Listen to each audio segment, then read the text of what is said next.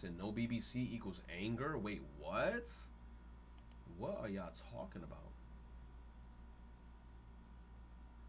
I'm about to run in communities real fast just so I could like see some shit. Let me see, bro. What the hell is this? This has to be the type of shit Retro will randomly bring up and try to draw it out to prove it would work. Me in any elevator, if this thing disconnects, I jump right before it hits the bottom. I wonder if I could survive. Yo, I think about that shit too, on God. I've always thought of some shit like that where I'm like, yo, I would jump before it hits the ground and then maybe, just maybe,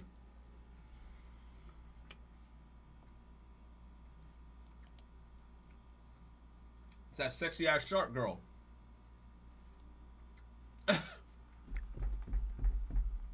What do you think Ellen is looking at? My pathetic lil sissy. Damn. God, I guess she would look at me while stepping on me, calling me a pathetic little worm until I'm a puddle of nothingness. Yo, that's crazy. That's crazy. Deku? Okay, look, I can't watch this. Why? There's probably going to be some Attack on Titan spoilers. I'm going to keep it a stack. I said Attack on Titan, excuse me. There's probably going to be some My Hero spoilers. I'm watching My Hero right now. And I'm on like episode...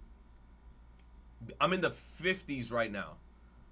I ain't watching this shit because I ain't trying to get spoiled. Spirited Away was released 24 years ago. I remember the first time I saw this movie. I think it was in Cartoon Network in Toonami. Yo. When I saw this movie for the first time as a kid, I was like, this is peak.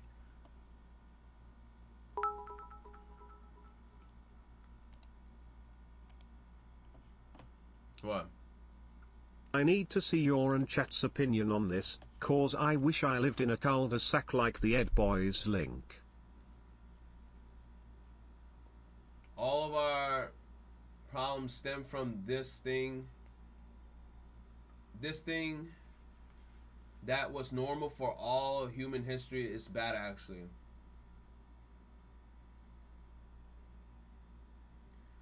You said this would be fun for a month tops, and then it will turn into a nightmare scenario.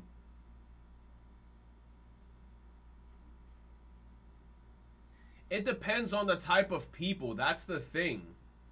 Oh, everyone's dream is you living around your friends? Oh, okay. I mean, if they're like your real friends, you know?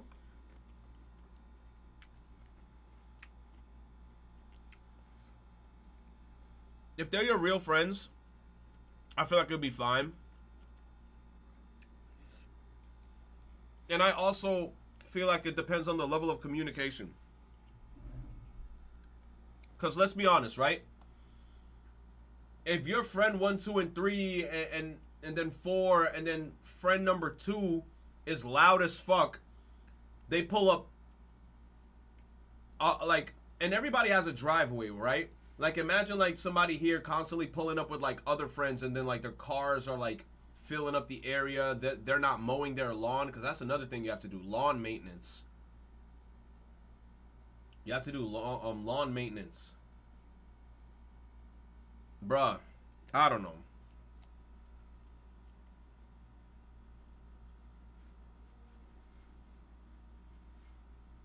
This is cool until friend 7 starts banging friend number 1's wife. Alright, man, y'all just thinking about the worst case scenario.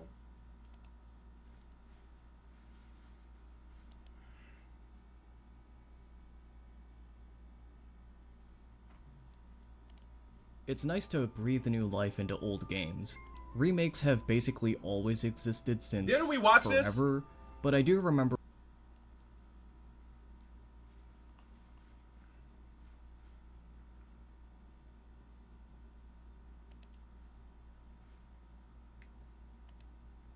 Somebody in the chat's gonna have to let me know.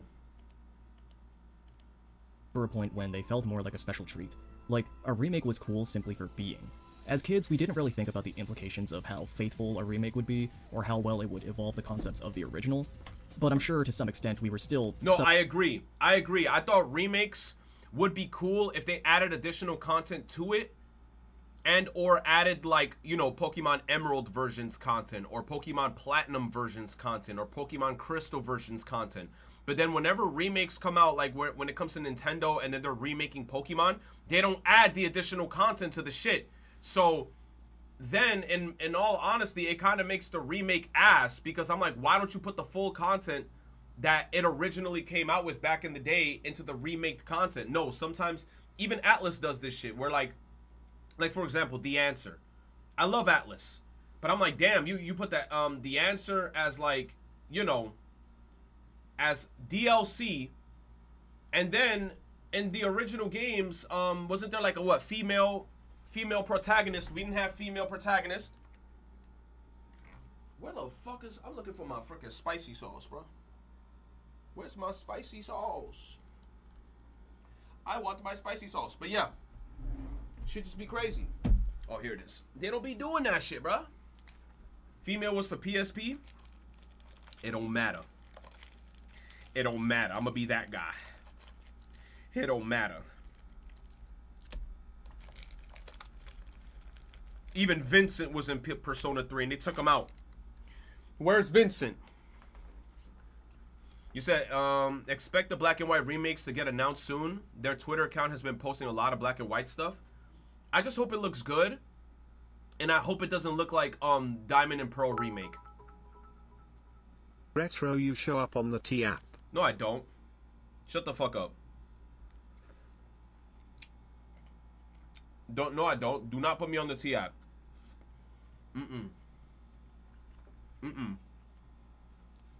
And people are going to be mean to me. I already know. Do not put me on that app.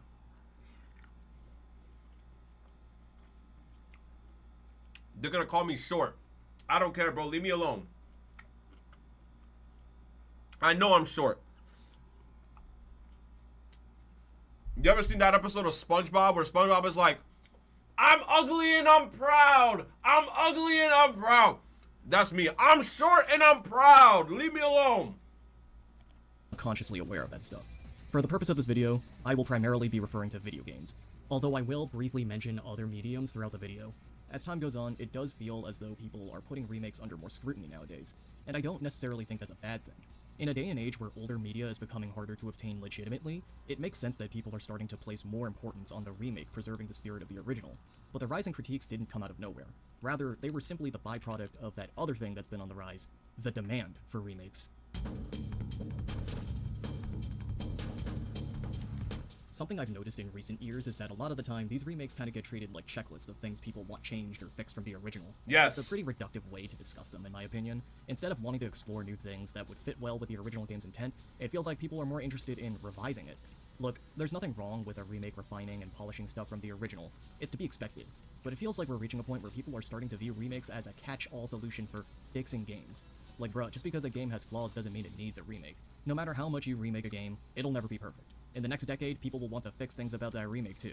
And look, I'm no stranger to games being remade multiple times. Two of my favorite games— Somebody in the chat said it, right? Persona 4 did not need a remake, in my opinion. I agree with you. I said the same shit.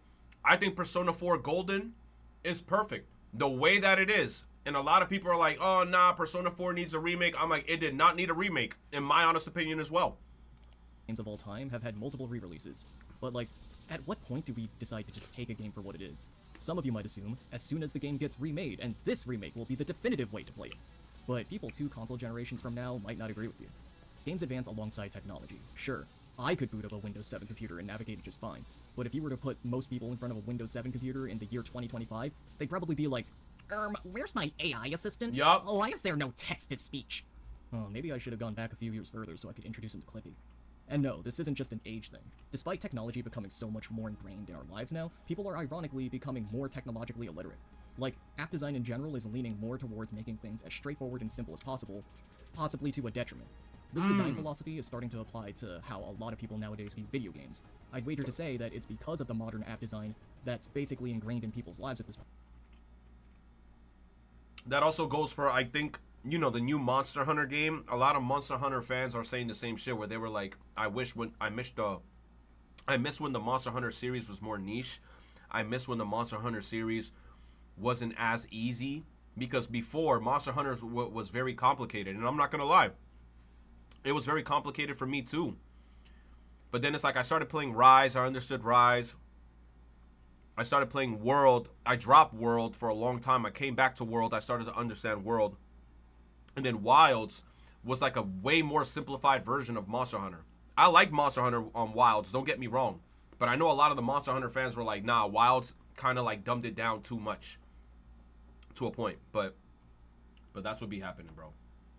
I don't know. I like you're saying, with technology, I feel like they're trying to make it too easy. I understand why they're doing it, though, but then at the same time, it's like, point that people aren't willing to learn and navigate in older games' mechanisms, regardless of how well designed the game is on the whole.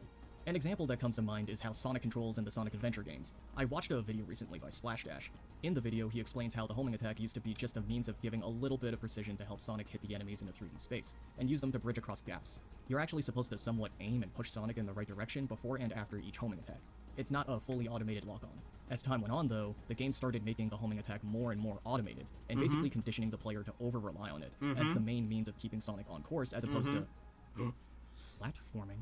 You notice a similar pattern here? Much like modern app design, the easiest way to achieve accessibility is less emphasis on actual high-level engagement, and more on complacent routine or cheap thrills. In a theoretical Sonic Adventure 2 remake, how likely is it for Sega to impose this safe homing attack model onto the game to make it less frustrating for the people who are more used to the newer Sonic games? If they were to do this, I'd at least hope they put in a toggle setting for a more free control homing attack, like the original.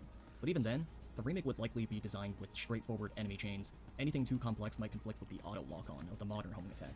That's not to say all the new Sonic games are bad, they've got plenty of other shit going for them. It's just this one fundamental area that weakens them overall. So as much as I would love to say, just port everything, that's not exactly enough to satisfy everyone. Even if you were to argue in favor of ports over remakes, that leads into discussions about that old game jank. Man, what even is jank at this point? I've been sitting on my ass trying to think up of a solid definition for the word jank for hours. I'm genuinely convinced that no one actually knows what it means. It's just a buzzword people say to dismiss. Jank? It's like if I'm gonna use the word jank, right? Like Mario 64 jank. It's like the wonkiness. Jank is kind of like the wonkiness of a game where like sometimes the controls are not 100%, but there's a nice little there's this nice little sweet spot to the controls where it's kind of like if you can overcome it, there's some jank to it. And then that's how you could get a little bit like that's what I feel like the word jank means. Cause Mario 64 got some jank controls, but I like it personally because I got used to it. And like when you learn how to side flip, how to long jump, how to jump kick off the wall, and then kind of like utilize the wonkiness, you can master Mario 64 and get crazy with it. It's so fun watching newer kids in this generation try to play Mario 64 because, oh my god, they suck ass at that game, bro. Old game design, regardless of how well it actually works, and more so because it doesn't conform to modern or familiar conventions. Looking up the definition, it essentially boils down to, it's bad, but no one really elaborates on how so. It's like when people complain about games having bad writing in them, when that could mean a lot of things. Or it could mean nothing. The way most people seem to use the term, it seems to imply some sort of awkwardness or not behaving in the way the player expects it. Again, this is still pretty vague, and honestly doesn't even sound like an inherently bad thing. It has the potential to run off into user unfriendliness, but I feel like this becomes extremely subjective depending on who you ask and how you look at it. I literally, a few hours ago before writing this, had a conversation. You see, Kingdom Hearts 1. Let's talk about Kingdom Hearts 1 jank. Sora got that stupid level 1 jump. The jump where his legs go like this. Fuck that janky ass jump. I hate his Kingdom Hearts 1 jump a lot. But at that point, I played Kingdom Hearts 1 so much that I'm used to it. But I hate his Kingdom Hearts 1 jump. Kingdom Hearts 2 jump, when he gets the double jump, the backflip to the spinny, to the glide, whoo, Sora flying. With some friends about this, and we all had a hard time agreeing on what's really considered jank. We disagreed on a lot of the examples being brought up to each other. Is it the result of datedness? If that's the case, does that mean jankiness is relative to a game's age? Could all the games we play today be considered janky one day? A game you consider really well designed could be widely written off with this innocuous umbrella term one day. And I imagine... Yo, I love that game, bro. While awkward, clunky design will Catherine always be a factor to consider. Yo, Catherine also had a bunch of jank. Catherine had a bunch of jank in that game where like shit would just not go the way that you want it to. Like it's the It's the level with the baby, where she's like, "Daddy," and then like the shit starts moving, and then like a bunch of dumbass shit just happens, bro. Never be the end-all for whether a game's design is actually well thought out and meaningful. I understand some design choices in old games were the result of technological limitations at the time, however, this is also true for every other form of art. Digital drawing tools didn't always exist, films didn't always have CG. Part of the artistic process is working around the limitations of the tools available at the time, and thus, the achievement in overcoming that hurdle shouldn't be dismissed. Dare I say, it might even be worth witnessing for yourself. That rant aside, I wouldn't hold it against anyone for not enjoying a game because they just couldn't adjust or get used to the way it plays. I once saw a video here on YouTube about this topic. I will keep the uploader anonymous this time. As much as I disagree with their position, I know some people can get very overly protective of the original versions of games, and I don't want this person to get harassed. So, in this video, the uploader gives an anecdote about how their friend just couldn't get into Kingdom Hearts 1 because of things like the camera, the platforming, and Sora's stiff movement. Now, personally,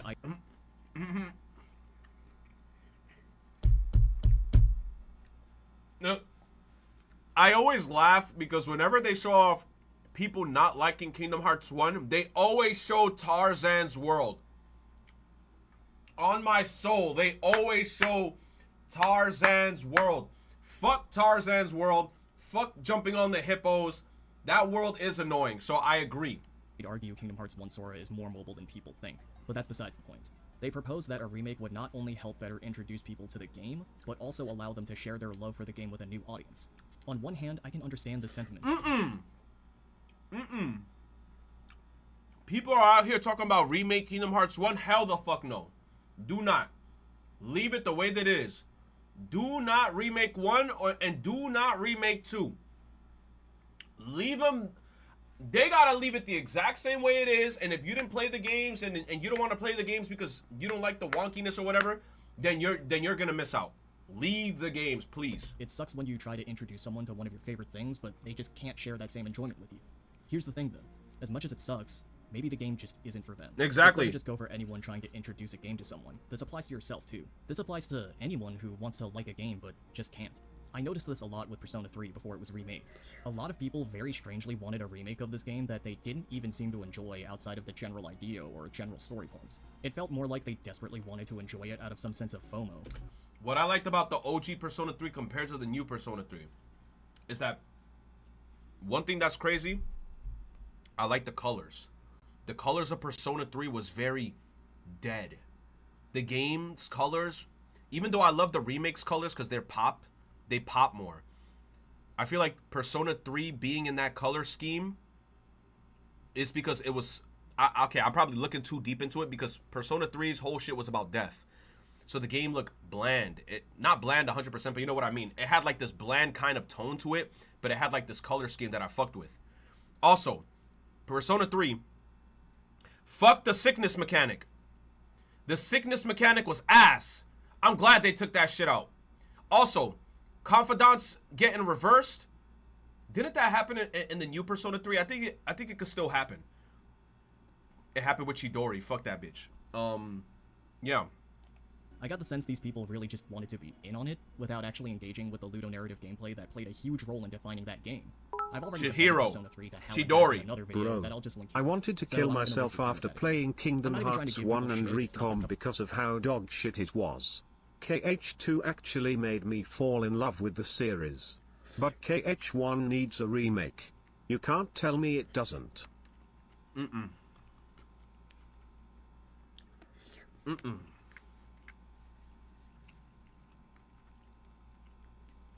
KH1, I don't think it does. KH1, I feel like you just need to tough it out.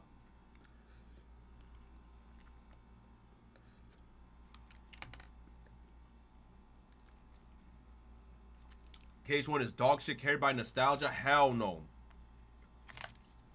You know what I'm not going to like about a Kingdom Hearts 1 remake is I feel like they're going to make the game look different. There's like a level of charm to the characters. I feel like they're going to make the shit look different. You said maybe a remaster? It already got the remaster. See, that's totally fine. Okay, listen, guys. You know it's okay to just not like things, right? True. If you don't like a game that's well regarded by a lot of people, that's perfectly fine. To make an example of myself, I fucking hate Persona 2 Innocent Sin. While there are some aspects that I appreciate. Bro, I was playing that game in my little ass device. Do they got this? I gotta continue Final Fantasy 9, bruh. Final Fantasy 9, I got like into this town.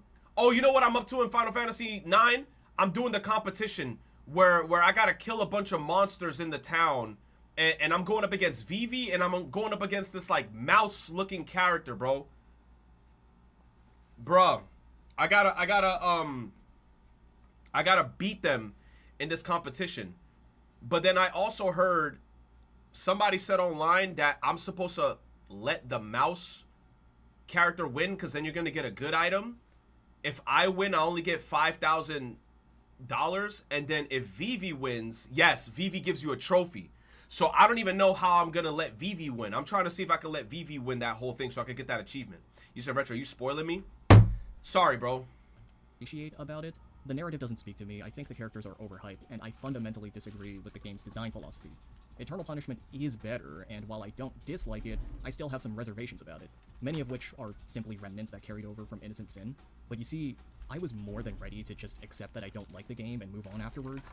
While I don't doubt a Persona 2 remake would sell well, my first thought upon finishing these games wasn't to sit on my thumbs for a remake that'll appeal specifically to me. Sometimes, your tastes don't align with the creator's vision, and that's totally normal. True. Games don't have to be made for everyone.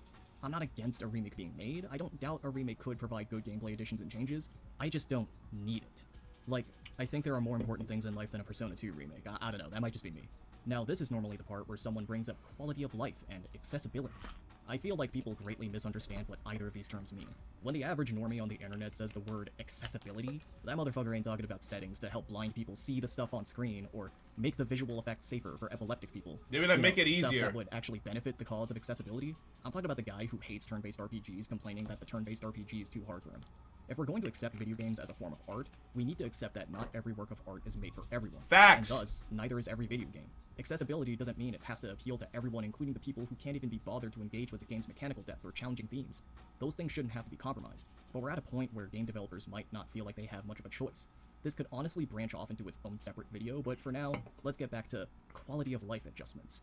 Yeah, I'd like quality of life enhancements. The one feature I will always point to in terms of quality of life enhancements is Final Fantasy's ATB gauge.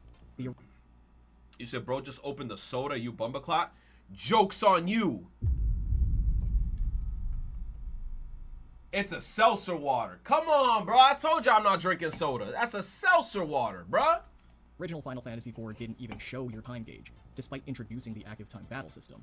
Later versions of the game would add quality of life enhancements, without actually changing the game's mechanics. Not only was the ATB gauge visible now, but now you could see the amount of time it took to cast your spells in addition to turn wait times. Does this inherently change the way the game works? No. It gives the player a little more information. It might slightly affect your choices when choosing what spells or abilities to use, but it won't drastically change the way the game is played. The casting times were always there, now they're just more visibly indicated. The game is more user-friendly without needing to compromise the mechanics. What a lot of people expect out of remakes nowadays is to simply morph an older entry of a series to the convention set by the newest one or other modern contemporaries. I can understand this to an extent. Video games were still trying to figure themselves out back then. What's known to work wasn't as well known back then. Oh my god, Kingdom Hearts 1 looks so good to this day. There's just a charm to it. I don't want to see the characters like in HD and shit and like, I don't know, and like an Unreal Engine. Just leave them like this, bro. I love the way they look like this. Adjusting to some modern conventions is warranted and can make jumping into a game less cumbersome for the new player. At the same time though, conforming too hard might actually work against the game. You know the complaints about how modern video games all feel the same?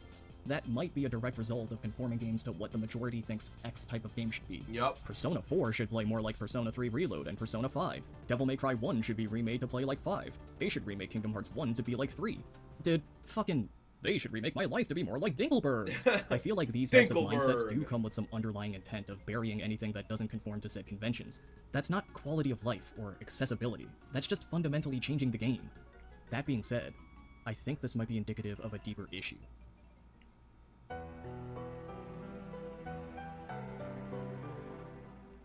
Remakes were once about preserving, celebrating, and carrying on a game's legacy, but have slowly become a form of revisionism. I don't think it's an exaggeration to say that people seem a little too eager to conform all the entries of a series to be like the newest one. Like, what's with people treating their favorite series of video games like a monolith? I get that every game in a series is going to share stuff in common with each other, but what's with this brute force effort to totally homogenize them? You know, it never felt like remakes were trying to do this in the past. Sure, there were still tons of remakes coming out before people started complaining about it, but this was before everything was cross-platform. Don't get me wrong, I'm all for cross-platform releases. My life became way easier once everything became available on PC. I'm just pointing out the effect isolating games on certain hardware had on different versions. There wasn't much threat of a remake outright replacing or invalidating any other version of the game. Unless you had a PlayStation Vita, you could not play Persona 4 Golden. The original... And that's where I first started playing Persona 4, and man, that shit was a treat. Playing this game on an OLED screen PS Vita, man, this is the game that got me into the whole Persona series, bro. Persona 4 was also available on the PS3 store at the time, so at the very least, the choice was there. Same thing with Persona 3 FES and Persona 3 Portable. These other versions were simply alternative ways to experience the game. Hell, this was even applicable to straight ports sometimes. Take Legend of Zelda Twilight Princess as an example. Yes, that the game Wii is version amazing. Doesn't replace the GameCube one just because it's for the newer system. The Look at that ugly ass baby. Baby Malomart. Fugly baby. Keep these ugly ass kids looking the same. Look at that ugly ass baby. Game is so different from anything that came before it that it's harder to call it a straight upgrade. It's just a way to Donkey experience Kong the game with Bonanza motion needs a remake immediately. Tainted. The game just came out. Tainted. The game just came out. How? How? controls instead. If you really wanted that for some reason, I don't know. Hell, you could play GameCube games on the Wii, so you could just play the GameCube version on your Wii if you wanted to. Sure, there will and always have been debates over which version is better, but there realistically wasn't any threat of one version overwriting the other. They were just both available on modern systems, just exclusive to their own platforms. Remakes just had a really weird way of not stepping on the toes of their originals back then. Take Pokemon, for example. Fire Red and Leaf Green were remakes of the generation... Yo, Fire Red and Leaf Green, I don't care what anybody says, bro. I remember when that game released, I went to the store to pick up the copy of that shit, and when I took it out, and it was that nice, red color and the green, dude, it was, oh my gosh, bro. Yo. Nah, bro, they cooked with this, bro. This was such a good remake. And then they had wireless trading and wireless battling. And then the accessory came with the game. Nintendo didn't pull, oh, you gotta buy the game and then buy the accessory if you want to do it separately. No, they all came together. Came with the game, and it came with the little shit that you put on your SP. Oh my gosh, bruh. Yo, there was a lot of post-game shit too. Gen 1 games with the Gen 3 framework. You'd think this would be grounds for the type of remake I'm not as big a fan of, but I'd argue these might be the best Pokemon remakes. Yo. These were games for the Game Boy Advance, which could also play Game Boy and Game Boy Color games. Gens 1, 2, and 3 were all playable on one device. You can literally play the original Gen 1 versions on the same system. This was the best time to get into Pokemon, the advanced generation. Yes. Heart Gold and Soul Silver sort of capture that energy being on the DS, which Nah, Heart Gold Soul Silver was also gas. I can't even lie. That was such an amazing remake. Pokewalker. Shout out to the itty bitty Pokewalker that came with the shit.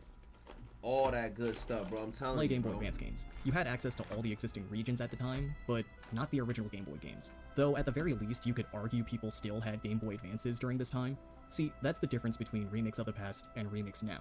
Nobody back then was shitting their pants over how much Gen 3 or 4's mechanics would fix Kanto and Johto. Let's be real now, most of us were dumb little kids who didn't understand most of the mechanical changes. It's only in retrospect after replaying the game so many times that I really learned to appreciate their differences. I'll come back to both the originals and the remakes for different reasons.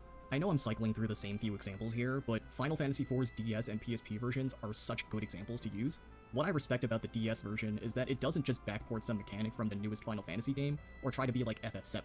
It implements its own systems that complements the already existing mechanics of the game, rather than trying to replace or outright drop its older systems. I'm not going to get into too many specifics, but the short version is, in the original game, stats would start increasing or decreasing randomly past level 70. The DS version's new augment system makes it so that stat growth past level 70 is based on what abilities you have equipped on a character. It's, by all means, The game looks good as hell. I don't know. I fuck with it. This is on the DS? a very respectful remake in my eyes.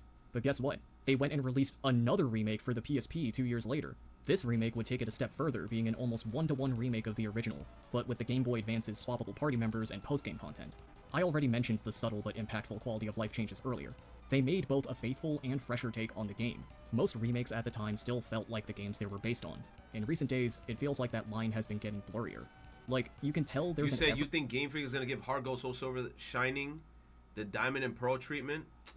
I feel like they shouldn't, because look, I'm not gonna lie, I don't know how the hell they're gonna top making a remake, because Heart Gold and Soul Silver is already a remake of Gold and Silver. Gold and Silver, then there's Heart Gold, Soul Silver. That's already the remake of those games. If they make another remake of it, they're gonna have to find a way to top Heart Gold and Soul Silver. And Heart Gold and Soul Silver is still fresh in everybody's mind, where they were like, that shit was peak. If they make a remake of that shit and it's ass, I mean, obviously I know Nintendo fans, they don't give a fuck if they get royally fucked in the ass. They're still gonna buy that shit and eat it up. But if it's not as good as Heart Gold, Soul Silver, you know people are gonna be vocal about it. Work being put in to keep the spirit of the original in there, but it also feels like the game is at conflict with itself, stuck between trying to live up to the original but also trying to be as sanitized and smoothed out as possible to appeal to the highest denominator. Trying to attract a modern audience is one thing. Trying to attract an audience the game wasn't meant. Bro, 130k EXP to level up? Jesus Christ. Look at this smug ass motherfucker, level 69 smug. To appeal to. Oh, you guys can't see his face. He's a smug ass motherfucker. Is another. But being simultaneously available in the same era of games isn't the sole thing that made these remakes work. It was also how they were presented. Final Fantasy IV never presented any of its versions as the way you should be playing the game, even after the Pixel remaster came out. The DS version was already released on Steam at that point, but it's based on the shitty mobile and tablet ports, unfortunately. Regardless, there is no ultimate version combining features from all the past iterations. That's an expectation people impose on remakes whenever they're announced now. When given the choice between two games with the same title, the layman will usually choose the newer one. I think something that would help make the original look just as appealing to buyers of the remake would be bundling the original game with bulk purchase sales. Something like what Sega decided to do with Sonic Generations and Sonic X Shadow Generations. Like, imagine if Persona 3 Reload went on sale, and they made a special offer getting Persona 3 Portable bundled with it. It would help validate Portable's remaster as a modern option, and also allow players to get the female route that Reload players would otherwise be deprived of. The average Reload buyer might not have the incentive to buy Portable on its own, but if it's being offered to them with Reload, they might just spend the extra few bucks because why not? This isn't a perfect solution because some people just won't care, and not all originals or remasters of originals are available alongside their remakes. Hell, the example I just gave didn't even include Persona 3 FES, because Persona 3 FES was never remastered for modern systems. A lot of the careful details and context I just gave could be considered minutia to most people. Honestly, I've been slamming my head against the wall just writing this far in, but the most frustrating thing about it is that no matter how carefully I try to explain myself, I'm always gonna get hit with the same rebuttal. The same song and dance. Shit, I forgot how it went. I think it went a little something like... You're just nostalgia blind. Kinda true. Kinda true. There are some games where you can be nostalgia blind, right? For example, my biggest game that I was nostalgia blind with, Ni no Kuni. When I replayed Ni no Kuni, I said, oh nah, this shit is ass. And you are for KH1. Nah. You know why it doesn't apply to what you're saying? Tainted saying that it applies to me.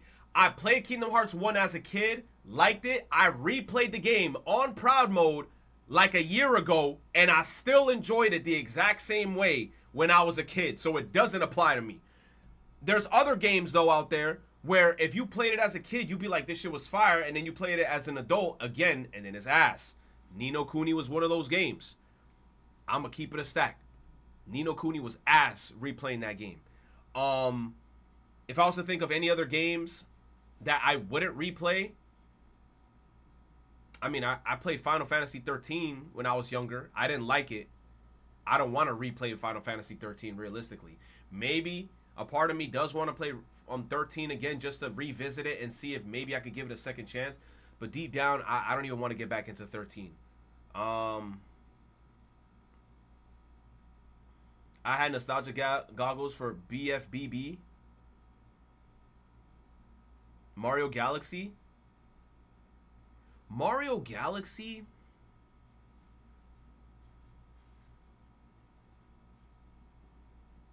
I can't give an answer to Mario Galaxy because I haven't replayed that game from start to finish recently. Persona 4, I played it when I was way younger. Played it again recently, like within the last 2 years. Played Persona 4 Golden again. Perfect. I thought it was perfect from start to finish. No complaints. I love the game. Mario Sunshine. I played Mario Sunshine as a kid. Loved it. Played it again as an adult. I think I beat Mario Sunshine so many times, over and over and over. If I play it again right now, I'll still love that game. Yeah, Mario Sunshine has some weird mechanics like the boat and Mount Coronet, whatever the hell it's called, Bowser's Mountain. That stupid ass boat that whenever it bumps into a wall, it just sinks instantly. Fuck the boat. There's some levels that are ass in Mario Sunshine.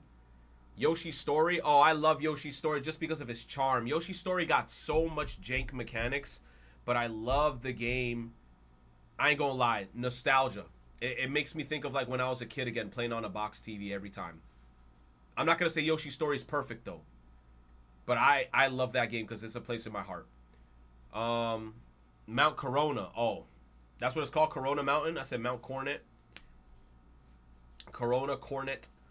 That's me playing Sinnoh Pokemon games. I didn't like those games as a kid because it was a chore to go through.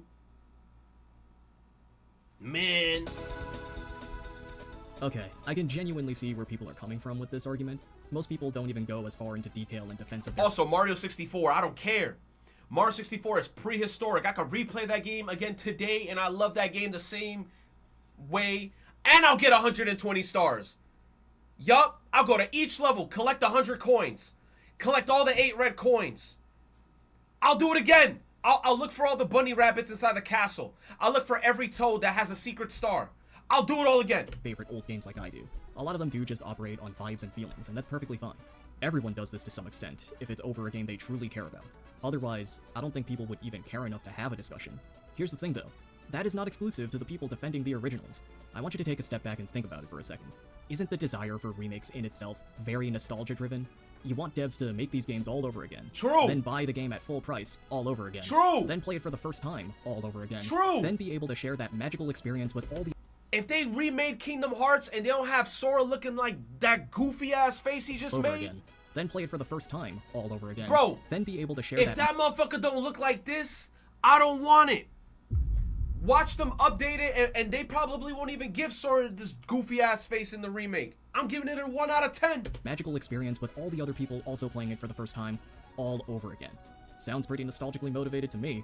People got the nerve to complain about nostalgia pandering, too many show reboots, and live-action adaptations, when all they do is beg for remakes of old games. It's even wilder how people are nostalgic for the feeling of buying a product, which could be indicative of something wrong with actual new modern releases. That discussion is beyond the scope of this video. No, that's true. That is also another thing that's based, that could be based on a whole nother video. The way they used to release shit back in the day, it felt so much nicer. I don't care. I'm okay. Boomer Tro talking.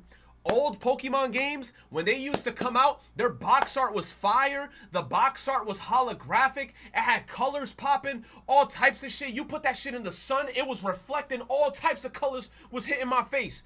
Pokemon games coming out now, boring. Boring ass box art.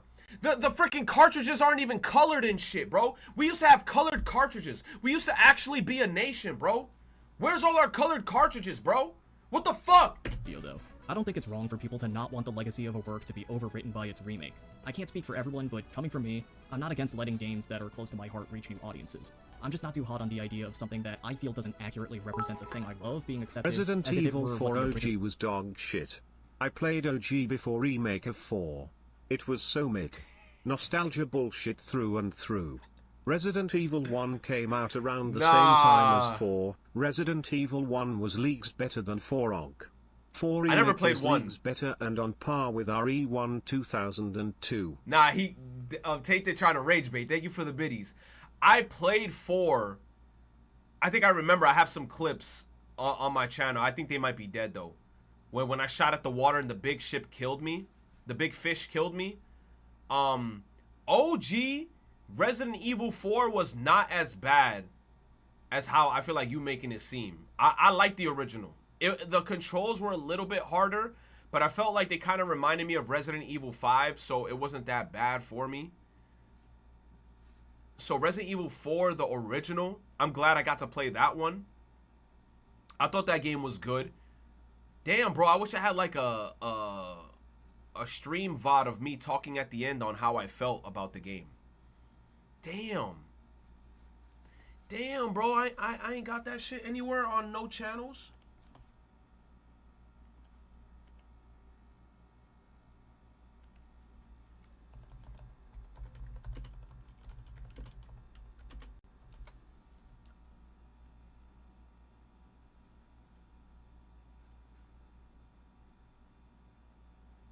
nah. I'm just seeing the remake. Damn, I don't have my VODs of the OG. Me playing Resident Evil 4.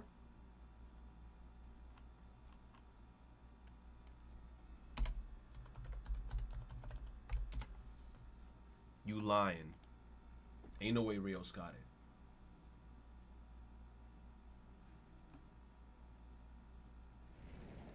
You have it? 6 years ago?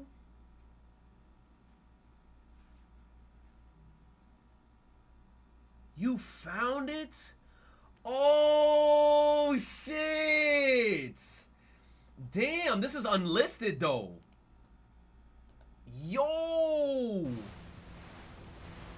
This is the whole end. This is us playing the end 6 years ago. Oh! That's why I don't want to hold forward. That's why I don't want to hold forward, bro. What did I crash into? Welcome to the stream, man. That's why I don't want to hold forward, because I'm scared I'm gonna bump into something. Oh my god, please. I died at the end, bro. I went straight into the rocks, bro. That is so funny. I can't believe this. Yo, that part was hard. I can't believe what I'm doing. I gotta get some food at the store. Oh shit, Lisa, man. Hold on. I want to see the ending. How I felt. I want to see the ending. Damn. Are you serious? Please tell me she can swim. Ashley, where are ya? Bad ending.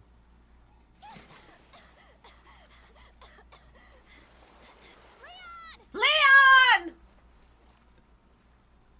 Leon! Come on. Let's go home. Sounds like a great idea. Mission accomplished. Right, Leon? Not quite. I still have to get you home safe.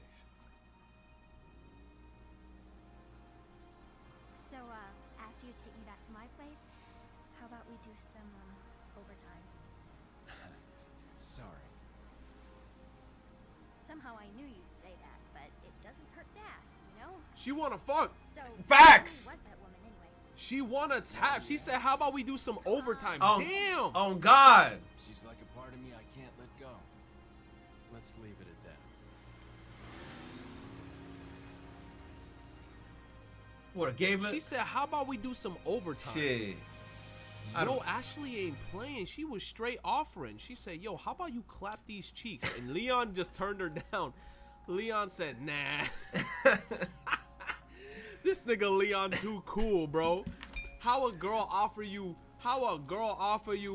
the coochie, spare coochie. The girl offered the coochie and he said, nah. Nah. Nah, He no said, nah. coochie. Yo, she offered the coochie. She said, Look at me "Bro, drinking a yo, I'm Minute not gonna lie, Maid." I really like this game. This was Oh! Right there! I show love. I really like this game. She said, bro, yo, I'm not gonna lie. I really like this game. This was such a fun freaking game. I'm so happy I got to play this game. I love that game. I never played this. This is, like I said, obviously, it's all over the place. This is a blind playthrough. But I'm Nah. so happy I played this shit. I remember. W, bro. W. I remember. I like that game. Straight from the carton is crazy. I know, bro. Drinking straight from the carton. I don't know how the hell Rios got this shit. 6 years ago. I'm gonna keep it unlisted. That's just gonna be in the shadows. I'm gonna leave it in the shadows. What was that video again? There will never be enough remakes. Boom. Should have been all along. I don't like my enjoyment of something being written off as, you were just 12, especially when I was an adult playing some of these games for the first time.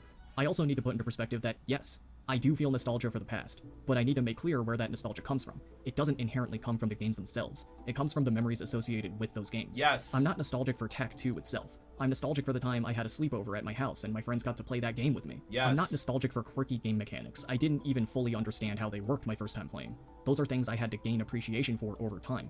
I don't look back at games simply to seek out things that I already liked about them. I look back at them and find new things all the time. Some are things that I'll like, some I won't like as much. To anyone still insistent that this is all still just nostalgia blindness, let me pose a question for you. What's more nostalgia blind? Accepting a game with its flaws and appreciating its quirks, or desperately wanting to revise it into the romanticized version in your head? Why do you think people still want Pokemon Black and White remakes, even after the questionable quality? Bro, and what's crazy is me playing Black and White, the Nuzlocke. That was the first time I ever played Black and White, and I genuinely enjoyed that game.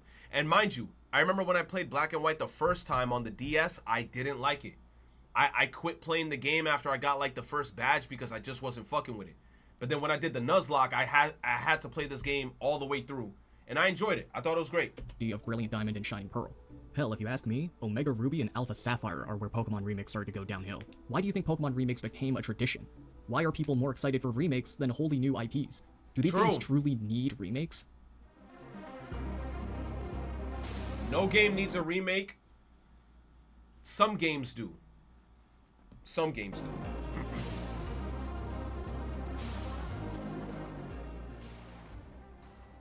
Video games can certainly That's benefit SMT5. from being remade. I would even argue that some games could benefit more than others, but there is never an inherent need to redo a whole-ass game. That is something we ascribe to it ourselves. No game needs to be remade. Rather, it's you who feels the need for it. Whether it be due to FOMO or clinging on to nostalgic memories, it's not something the game itself needs. It's really about your needs. No, I'm not against remakes being made in general. I'm not saying devs should stop making remakes forever. I'm just merely suggesting that maybe we don't need them as badly as people think. If we're gonna push the idea that games are a form of art, then maybe we should start treating them like it. When a person does a redraw of a character or famous artwork, most people are able to recognize the redraw as its own work and not a replacement, even if they might prefer the redraw. Why are we able to recognize the value of the original here, but less so with games? Let remakes stand as their own works instead of viewing them as a substitute. It's okay to make improvements over the original, but they should be in service of the original game's design, not You said at odds with Golden it. Sun A remake? point that's been brought up to me recently is that video game remakes could be a lot worse. When you compare video game remakes to the film industry's remakes, those are usually more universally agreed upon to range from bad to nothing burger. I would agree with this. The video game remakes I've seen clearly have a lot of hard work put into them. But I don't think that doesn't mean we're in a position to still be critical with the state of video game remakes now. The problem with film remakes and the problem with video game remakes are very different. With film, it's a problem of quality. In the case of video games, it's less a problem of quality, and more a tug-of-war between artistic vision and consumer expectation. I'll admit the need to remake or redo something can sometimes be artistically driven. I've remade a couple videos on this channel because they didn't fit my current standard of quality, and I don't regret redoing them. At this point, those redone videos have been out longer than I kept the original ones public. Even now, a couple years later, I can look back at those remade videos and say they might be better than most of my current content. But in the case of video games, it's usually the opposite.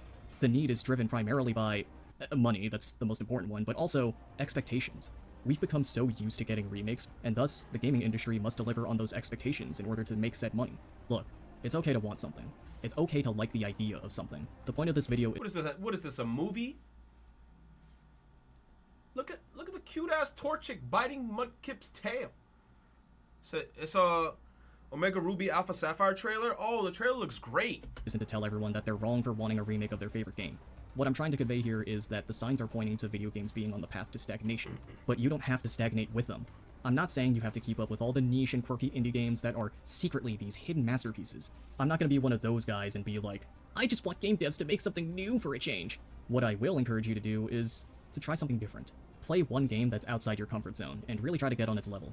Everyone's got at least one game in their backlog that's different from what they're used to. True. It could be an old game that you were too intimidated to approach because you heard horror stories about clunky controls.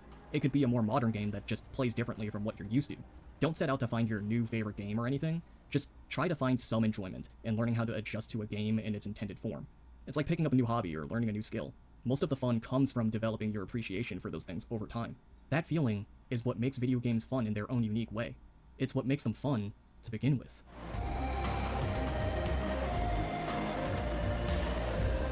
Good video. Yo, don't get me wrong, bro. You see how like they show those screenshots of like everybody taking a picture? Bro, I hate when motherfuckers on Twitter be posting spoiler images. Like when they announced the Persona 4 remake, motherfuckers was all over Twitter posting like the final image that gets taken in Persona 4. You know the one where Kanji looks a specific type of way? I was like, why the fuck are y'all posting this picture like crazy now? Straight up spoiling Persona 4? Like they announced cause remember when the Persona 4 remake got announced, I was saying on Twitter things like, they better not take this away. They better not do this. But this is stuff that's happening within the game. Still like probably in the beginning or in the middle of the game. People were posting straight the ending of the game. And I'm just like, bro, why are you posting the ending photo of the game? Yeah, I can't wait for people to see this. Oh my gosh, man. Those be the type of people that... Yo, Ryuk, where you at?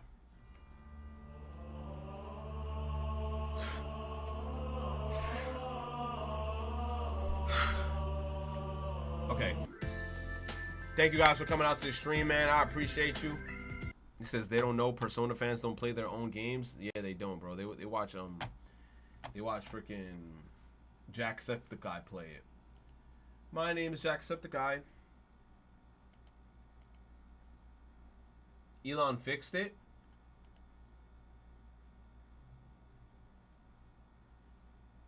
Share with followers. Also share with followers. Oh, okay.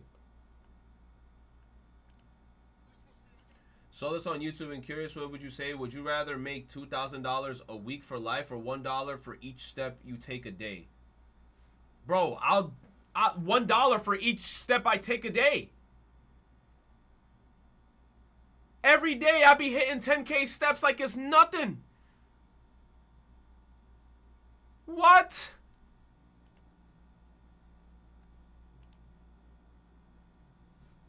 Yo, on my soul. If this is how shit worked, I'd quit my job and I'd just play Pokemon Go in Manhattan every day. Every day I would wake up in the AM, walk to the train, get off at like the World Trade Center and just walk up. I'll walk all the way up to freaking Central Park and then I take the train back home. I'm paid. Every day I be doing the same shit. Bruh, $1 a step? Oh man, I'd be rich. You're about to shoot my legs off, and then Tainted is gonna attach him, and then Tainted is gonna have 4 legs, and then he's gonna have like 2 of my legs, right? Tainted is gonna use his legs to move, and then you're gonna have 2 of my legs on the side, just doing like this weird perpetual motion. Then you're gonna get $4 a step, and you're gonna be like, "Yup, $4 a step." Yo, you said anyone who is handicapped is cooked. Hey man, I mean, but they could choose the $2,000 a week for life. $2,000 a week for life. They could choose that one then. You said I'm turning into Sonic the Hedgehog? Man. I would just walk everywhere. I wouldn't even run. There's no point of running. I just walk. Or even better yet, just go to the gym and just walk. You know what? Just get yourself a treadmill. Just get yourself a treadmill. Literally, you know what? I go live every single day, live streaming. I don't even got to depend on chat anymore or like me working a full-time job. I'll be like, hey, chat, how's it going? Treadmill. Hey, man. Yo, how you doing, Heaven? Yo, Akuro, I see you, bro, man. What the fuck you doing? Yo, Kevin, what's up? What's up? Yo, all right, man. We're going to be reacting to this shit. Bro. Yo, getting paid walking? Oh, my gosh, man. Easy squeezy, man. Your average steps is 4K.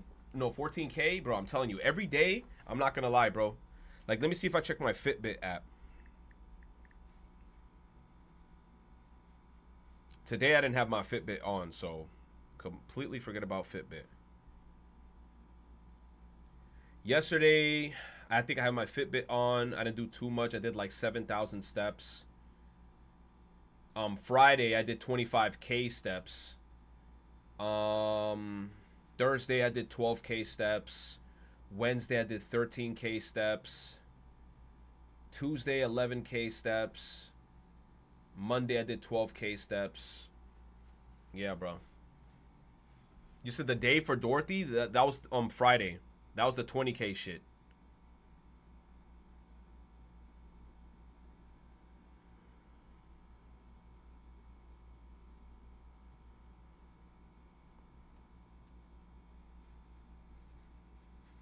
You said Retro will retire early. This is what the fuck I did on Friday. 25K steps, bro. And then I did like a 10 mile, I think. Bro, I was cooked. My feet hurt. But you know what it was too? I had very bad walking shoes. I had very bad walking shoes. Survive 100 days trapped in a private jet. I saw that video. I thought it was a pretty good video. Just proof of concept, Sonic crossing worlds. Sorry, I'm in a rush here. Let's go. Whoa, not bad. I know little girls. Sorry, I'm in a rush here.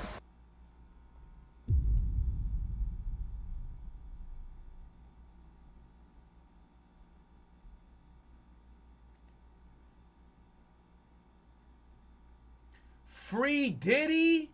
Free what? Nah!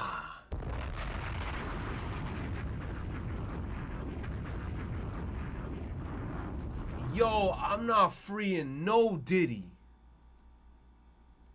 Tyler Creator, Lotus Juice.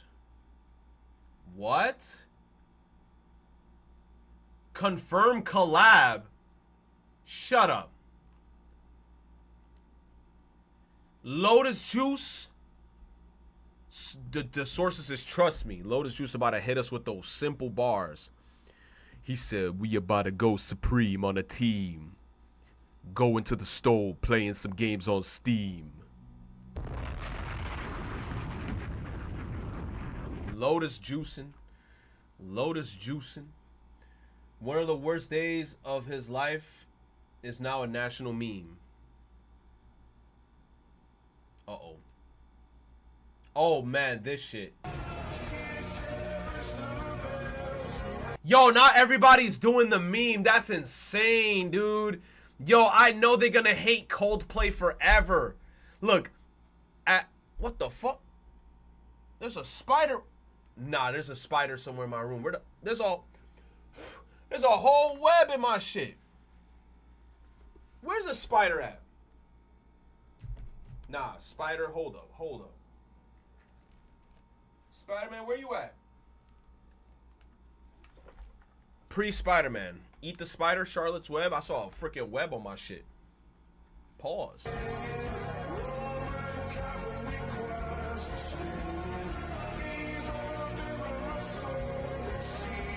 Crazy.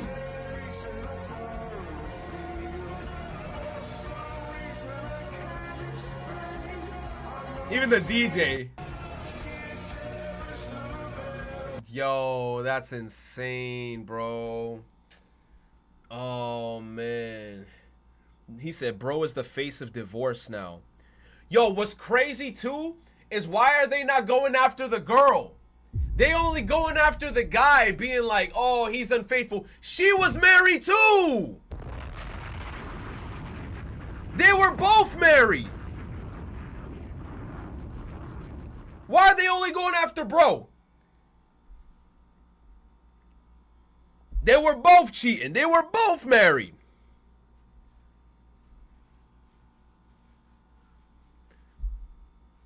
Oh, it's because he was the CEO? Hey, bro, he was the CEO.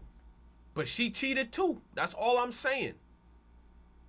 Give them both the accountability whip. It ain't fair.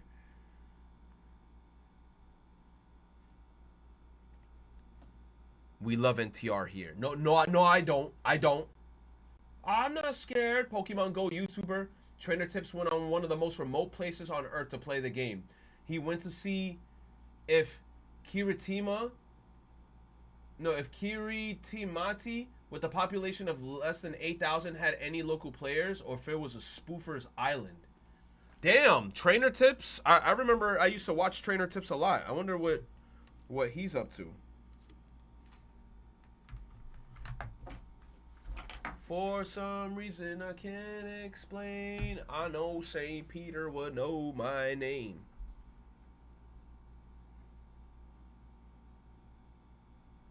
Seems like an addiction. The poker guy. Okay, buddy. Okay. So did he find anything?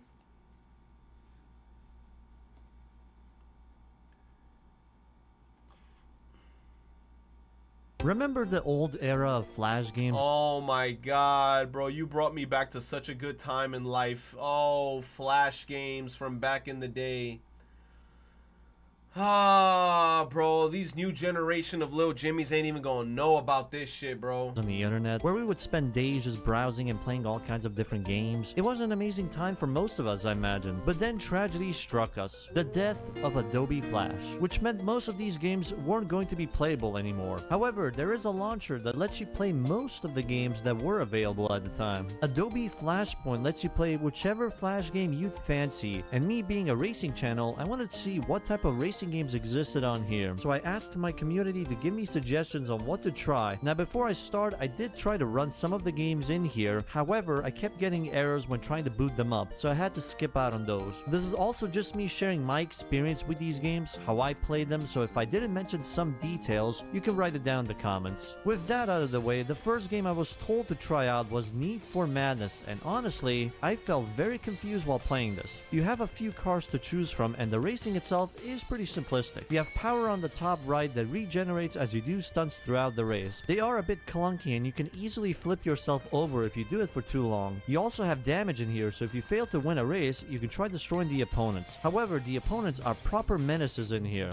They will annihilate you so easily in here. Next up is Uphill Rush. The game is pretty much driving and doing some stunts and going through different levels that it offers. You can also use a skateboard in here, which was pretty cool. Go on, grind on that shit. Oh, you grind it. Let's go. You actually did. Go. Wait. Better Go. than Grind. Oh my god. Okay, you literally just go Saddam Hussein on that. Saddam- So if you do stunts, What? you get the points. He say when So you get Saddam the turbo, Hussein. the turbo. What? Yeah, come on. Oh my god, he's using turbo. You did it. You landed it. You're very close to the Damn, finish. Lock damn. in. Ooh. Oh, 720. Let's go! Actually not washed. The proudest moment of my life, winning in a Flash game. Now at first I thought that most of these Flash games would have the look and feel of the past two games, but this next game honestly amazed me with how good it is. Redline Rumble 4. The cars felt so nice to drive in here. The look and feel of the game was amazing. You drive around finding opponents to race for pink slips. If you win, the game teleports you back to the Ferris wheel where you can select your next ride. The cars that you have in here are the Bitsuoshi Evil 8, the Amazed RX 8, the Nissan Highwire, a Porsche 911, and a few more. You can also customize the color of the car in the starting area. As for the races, it's simple checkpoint style ones that take you all over the map. Your biggest obstacle is the traffic in here. They can kill your speed entirely, so you have to really be precise to dodge them. There is also damage in here, so if you have skill issues and wreck your car, the game sends you back to the Ferris wheel. It's a short but really fun experience. For a Flash game, it's honestly really well made, and I'd highly recommend you to try it out if you haven't already. Next one is Super Drift 3, which is already oozing with the visuals. The premise of this game is mainly 1v1 style battles, where you go for some stylish drifts, but funnily enough, they aren't that necessary. You can just drive full grip style and complete the events like that, but that would be boring. The game wants you to have some fun with these rides, pulling off some clean drifts, enjoying the music and scenery. It's one of those games where you just let your mind relax and unwind with. Now, I've seen quite a few people mentioning the Drag Racer series, so of course I had to check it out as well, and my god, the amount of details this game had was incredible. You can change so many different parts in the car, from performance to pimping out your ride with lots of style, both interior and exterior, and taking it to showrooms where you can also earn money. The racing part is very simple, as you just need to time your shifts well and also try not to kill the engine. Your engine? Damn. Danger to manifold moment. Only one race. Yeah. You can change the distance, and you can also change the wager and the difficulty. Although you have leaked money because this is an old game. That's funny. Oh. You gotta make the difference because he will be in the top end. And GG. Yeah, $500. Let me point out something. Because you've actually won a race, you can see that there's now a second Civic. You've been racing the sedan, that's the hatchback. So you literally, how to progress in this game is you just race down here and you can get all the cars, and then you can do tourneys later whenever you've got, like, I think it's rep or levels or whatever. Come on, no! Oh my god! Let's go. 0 meters. Actual peak. Won by actually 0 meters. This is why I said this game is peak. Fellas, I'll be honest. Before this project, I finished another one talking about manufacturer games, and this game, Drag Racer 3, was better than half of these games I played. I know the racing isn't that spectacular, but for a Flash game, having this many details is just really cool to see. If you plan on playing some of these Flash games, then please add this to your list as well. You definitely won't regret it. Sticking with the racer culture, we have Create a Ride, where you can pull up in any ride the game offers and race them the way you like. As for me, I took a different approach to this. When you had internet working. What Damn! the fuck? What the hell is this? It looks good. Nah, keep it. It's good. It's good. It's perfect. It's perfect. Yeah, okay. Oh yeah, Can I so, save yeah, the my seed or make it? Yeah, come on. That's a fucking McGann. Yes, That's like Yeah. eat the tire. Yeah. Crazy. Come on. I think you can like roll the windows down or change the lights in Yeah, neon on there's the buttons. There's the buttons. Yeah, there's the under buttons. down near the bottom as well. Yeah. Slamo bat. Oh, that's cool. Now we're talking. Look at that one in the back. Hello. That's like the tire. They see me rolling, they hate it. Another drifting game that was suggested was this game, which had some visual issues going on. But despite that, it pretty much plays out as you see here. Drift around tracks from a top-down view, fairly basic, but also fun. The story for upcoming games like this one called Coaster Racer 3. You have a stage and your goal is to complete Coaster it as Racer quick as look possible. You can also upgrade your rides and go for more stages. Not much more to add to them. Now for this next game, I am not sure how to describe it really. It's called Lose the Heat 3, and from the preview you can probably tell where it's going. This game has a story that I still don't get honestly. A bomb goes kaboom, the White House appears, a guy in a suit, and then just a picture of a woman. And now you have the entire National Guard on your ass.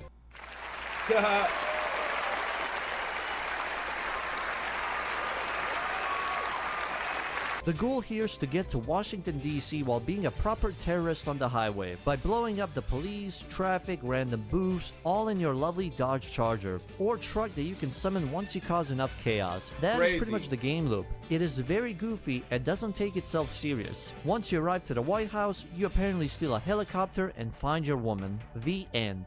Neon Racer is a retro-style racing game, having to beat I each used to stage remember under a certain Neon amount of Racer. time. It looks good, but when you go really fast, the visuals tend to hurt your eyes a bit. You can destroy the red cars for small boosts and the orange one giving you a big chunk of it. The more stages you complete, the more cars and bikes you get to unlock. And honestly, I don't have much else to say about it. It was okay for me, and if you like these types of games, then add them to your list and try it out. Next is Gas and Sand, where you just race and don't do anything else. It's the same car, no tuning available, and all the stages seem to be around this Coliseum. It's probably the most basic racing game out there. The AI is piss easy in here, and after 4 races, I left it at that.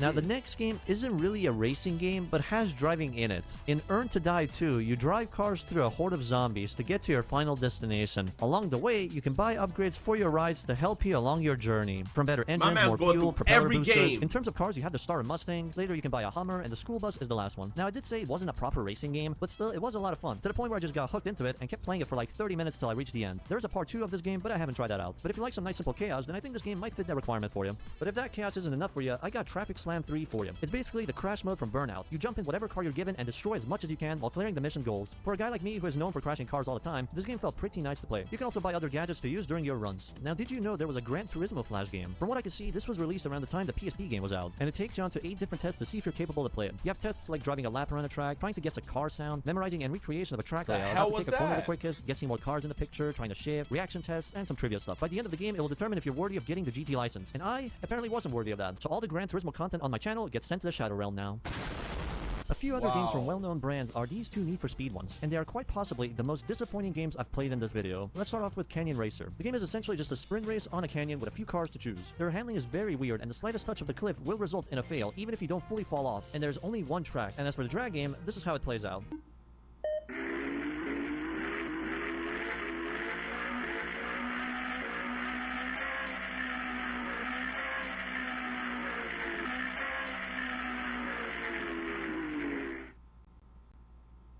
There is no passion, there is no vision, there is no aggression, there is no fucking mindset, nothing is there. What the? One game that had some passion put into it is Dirt Showdown. This Flash game has a proper career mode where you get to race and unlock some new cars to upgrade them for future events, and also commit acts of violence in the demo derby events. This is what the previous Need for Speed games were lacking. Just some simple fun and excitement, and I'm glad this game had that. As does this next game called Grand Prix Go 2, a top-down view racing game where you get to use F1 style cars, which also has some nice features like being able to use the boost and also drafting behind your opponents. Similarly to the previous games, there are also upgrades that you can purchase that will help you out in the later stages. Oh shit, it feels this a bit is similar like to Super Road and how the cars Yakuza. handle, and if you like that, then this game might be good for you. Renegade Racing is another one of those games you go from point A to point B, but in here you actually race against other people at the same time, which is pretty nice. By doing stunts during the events, you will fill out the boost meter, which will automatically turn on once it's filled. Some of the tracks did hurt my eyes a bit with the constant flashing, so if you have epilepsy or anything else, this might not be the best for you. But overall, you just drive, do wacky stunts, upgrade your ride, and progress some more. There were also a few rally games suggested to me, like the Rally Point series, which was made by X-Form Games, the same people that made the Burn and Rubber games, which are also a lot of fun. That game I did play looks them for cool. a bit, and it was okay in my opinion. The only hiccup was that the stages felt a little too simple and easy for me.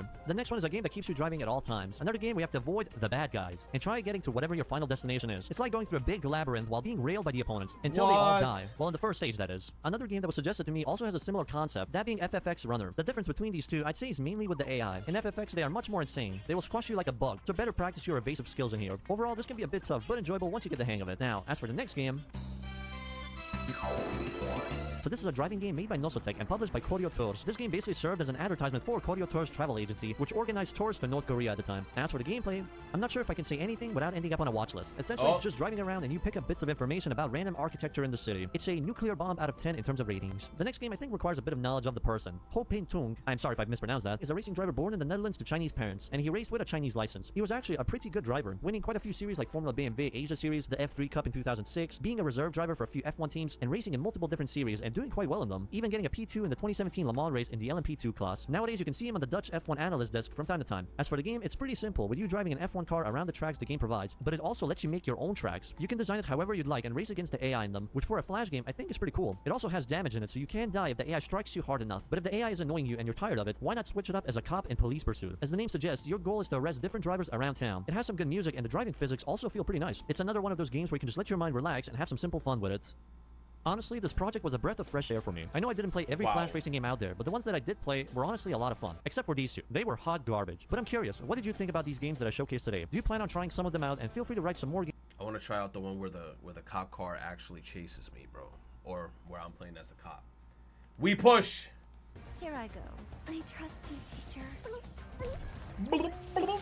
Class is over.